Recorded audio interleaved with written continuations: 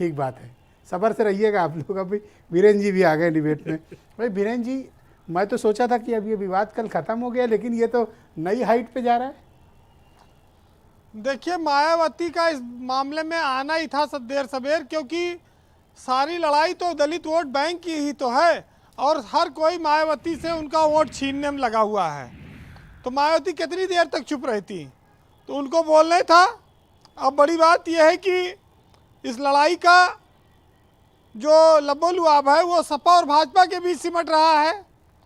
मायावती के अभी बात आई कि भाई शूद्र राजनीतिक शूद्र हैं, अब पहनावे से भी अलग शूद्र होने लगेंगे और गाड़ी घोड़ा से भी अलग होंगे, राजनीति तमाम सारी परिभाषाएं निकल रही हैं।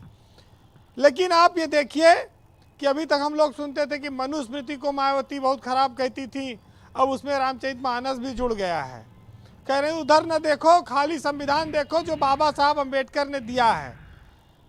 देखिए, इस देश में ये बात सही है कि तमाम सारे संतों महापुरुषों को तमाम अपमानजनक स्थितियां पीड़ा झेलनी पड़ी, बहुत सारी चीज़ें लिखी गई।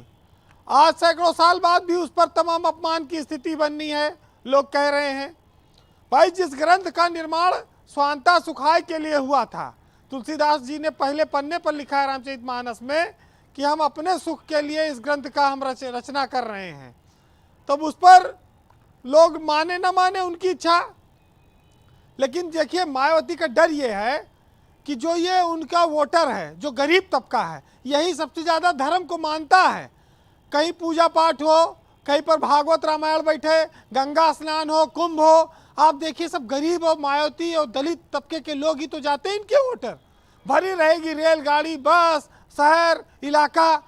तो मायावती का डर तो यही है कि वो सबसे ज़्यादा उनका धार्मिक उनका वोटर है और उसी पर ये लड़ाई चल रही है। और बीजेपी ले जाए तो ले जाए, हमें ऐतराज़ नहीं है, लेकिन समाजवादी न लिए जाएं वो पर ऐतराज़ है। देखिए, असली लड़ाई ये है। मायावती का साफ कहना है कि तुम हमें न चाहो तो कोई बात नहीं, लेकिन समाजवादियों को अगर तुमने चाहा तो मुश्किल होगी। पता नहीं क्या लड़ाई है। 1995 की बात उन्होंने फिर दोहराई, जब एक बार गले मिल लिए, भतीजे ने बुआ का पैर छू लिया, तो अब माफ़ीनामा हो गया। तो अब कहाँ 95 वाली बात आ रही है कि गेस्ट हाउस याद रखो। पिताजी भी अब नहीं रहे, वो भी मामला पुराना हो गया, तो अब काहे गला मुर्दा उखाड़ने से क्या होगा। भाई, जब दुश्मनी थी तब थी, अब तो नहीं रहा ना। तो बात ये है, लड़ाई ये है। देखिए, कुल लड़ाई वोट की है। अब उन्होंने कहा कि मायावती किसी के इशारे बोलती। क्या मायावती सीबीआई से, ईडी से डरती हैं? आज मायावती ने बोला इस पर, लेकिन अपना कोई प्रवक्ता नहीं भेजा। भेजती तो उनका आदमी आज दहाड़ के बोलता, कम से कम आज साफ होती चीजें। देखिए, जितनी भी इस देश में व्यवस्थाएं हैं, उसमें सबसे ज़्यादा तादाद गरीबों की ही तो है, और गरीबों में सबसे ज़्यादा वोटर मायावती का है। तो हम उसको अलग करके कैसे देख सकते हैं? अगर मायावती इसी बात पर लड़ती रही तो बीजेपी का रास्ता तो 75+ का जो उनका नारा है, वो तो उनका मामला ठीक हो जाएगा। फायदा तो बीजेपी लेगी सपा और बसपा की लड़ाई में। अब ये बात हर कोई जानता है। अभी तक तो बात शूद्र की थी, मायावती ने कहा SC ST OBC का मामला आ गया इसमें, अब वो भी इसमें शामिल हो जाएं। तो देखिए, जब तक हिंदू बटेगा नहीं तब तक मोदी हटेगा नहीं, और मायावती हिंदू बांट देंगी तो मोदी को हटना नहीं है, मोदी आ जाएगा। तो ये व्यवस्था तो सब चल ही रही है, लड़ाई बहुत साफ है। तो ये शूद्र वाला मामला जो है, सिर्फ दो चीज़ें हैं, एक कुर्सी के लिए और एक कुर्सी से जो दूर है। यानी कि लड़ाई दो विचारधाराओं की है, एक कुर्सी वालों की और एक कुर्सी के पाने वालों की।